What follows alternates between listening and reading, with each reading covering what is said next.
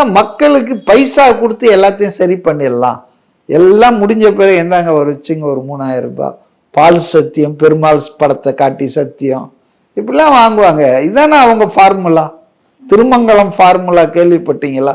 மூக்க அழகிரி எல்லாருக்கும் வந்துட்டு ஒரு குண்டு இது கிராமில் கம்மலே கொடுத்தாரா?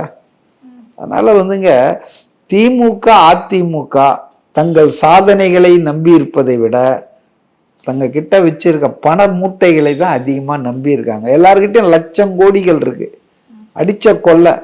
அதான் மக்கள் என்ன நினைக்கிறாங்கன்னா, இவனுங்க நம்ம கிட்ட அடிச்ச கொள்ளையை தானே ஒரு பகுதி கொடுக்குறான், அதை பத்தி வாங்கிக்குவோம், ஓட்ட நமக்கு இஷ்டப்பட்ட ஆளுக்கு போடுவோம்.